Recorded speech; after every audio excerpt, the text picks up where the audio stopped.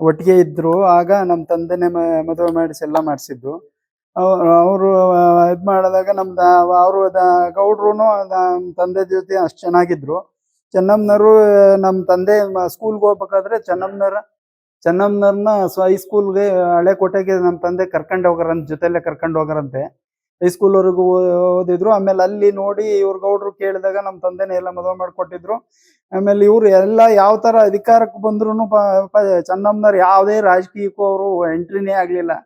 ಅವ್ರು ಏನಿದ್ರು ಮನೆ ಸಂಸಾರ ಇದು ಬಿಟ್ರೆ ಗೌಡ್ರು ಊಟ ಚೆನ್ನಾಗಿ ನೋಡ್ಕೋಬೇಕು, ಮಕ್ಕಳು ಚೆನ್ನಾಗಿ ಓದ್ಬೇಕು, ಮಕ್ಳು ಇಂಪ್ರೂವ್ ಆಗ್ಬೇಕು, ಬೇರೆಯವರು ಏನ್ರಪ್ಪ ಮಾಡ್ತಾ ಇದ್ದೀರಿ, ಏನ್ ಓದ್ರೋ ಚೆನ್ನಾಗಿ, ಇದು ಬಂದ್ರು ಊರಲ್ಲಿ ಬಂದ್ರು ಎಲ್ಲಾರ್ಗು ಚೆನ್ನಾಗಿ ಓದ್ರಪ್ಪ, ಚೆನ್ನಾಗಿ ಇದ್ ಮಾಡ್ರು ಅಂತ ಹೇಳೋರು.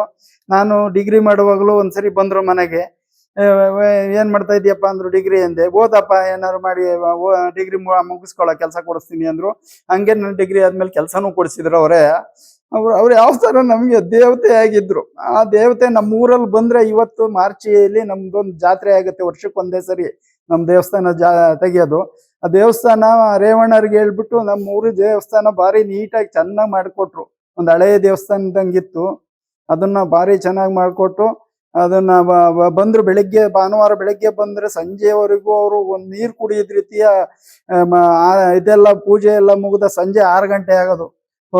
ಪೂಜೆ ಎಲ್ಲ ಮುಗಿದ್ಮೇಲೆ ಪ್ರಸಾದ ತಗೊಂಡೆ ಅವ್ರು ಊಟ ಮಾಡ್ತಿದ್ವು. ಅವಾಗ ಊಟ ಮಾಡ್ಬೇಕಾದ್ರೆ ಹಳ್ಳಿಗೆ ಬಂದು ಎಲ್ಲಾರನ್ನು ಮಾತಾಡ್ಸ್ಕೊಂಡು ಎಲ್ಲಾರ್ಗು ಬಡವ್ರು ಇದ್ದವ್ರಿಗೆ ಎಲ್ಲಾರ್ಗು ದುಡ್ಡು ತೆಗೆದು ಎಲ್ಲ ಪ್ರತಿಯೊಬ್ಬರಿಗೂ ಹಂಚ್ಬಿಟ್ಟು ಹೋಗೋರು ಅವತ್ತು ಜಾತ್ರೆಯಲ್ಲಿ ಬಂದಾಗ. ಮತ್ತೆ ಊರುಗಳಲ್ಲಿ ಯಾವಾಗ್ಲೇ ಬಂದ್ರು ಬಡವ್ರು ಬಂದ್ರು ದುಡ್ಡು ಕೊಡ್ದಲ್ಲೇ ಹೋಗ್ತಿರ್ಲಿಲ್ಲ ಅವರು.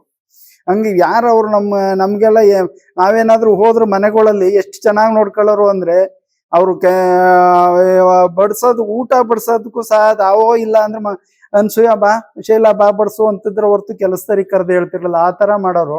ಅವ್ರು ಮುಖ್ಯಮಂತ್ರಿ ಆಗಿದ್ದಾಗ್ಲೂ ನಮ್ಮ ತಂದೆ ತಾಯಿ ಎಲ್ಲ ಯಾವ್ದೋ ನನ್ನ ಬಾಮೈದನ್ ಮದುವೆಗೆ ಹೋದಾಗ ಮದುವೆಯಲ್ಲಿ ಊಟ ಮಾಡಕ್ ಬಿಡ್ಲಿಲ್ಲ. ಕಾರ್ ಕಳಿಸ್ಬಿಟ್ಟು ಮನೆಗ್ ಕರ್ಸ್ಕೊಂಡು ಮನೇಲಿ ಊಟ ಮಾಡಿಸಿ ನಮ್ಮ ತಂದೆಗೆ ಪಂಚೆ ಶೈಲಿ ಎಲ್ಲ ಕೊಟ್ಟು, ನಮ್ಮ ತಾಯಿಗೆ ಸೀರೆ ಎಲ್ಲ ಕೊಟ್ಟು ಅಡಿಗೆ ಮಾಡಿಸಿ ಹಾಕಿ ಆಶೀರ್ವಾದ ಮಾಡಿ ಅಣ್ಣ ಆಶೀರ್ವಾದ ಮಾಡಿ ಅತ್ತಿಗೆ ಅಂತ ಹೇಳ್ಬಿಟ್ಟು ಆಶೀರ್ವಾದ ತಗೊಂಡು ಆ ಮುಖ್ಯಮಂತ್ರಿ ಆದಾಗ್ಲೂ ಅಷ್ಟು ಅಧಿಕಾರದಲ್ಲಿದ್ರು ಎಷ್ಟು ಚೆನ್ನಾಗಿ ನೋಡ್ಕೊಳ್ಳೋರು ಅಂದ್ರೆ ಅವರು ನಿಜವಾಗ್ಲೂ ದೇವತೆ ಮಾತ್ರ.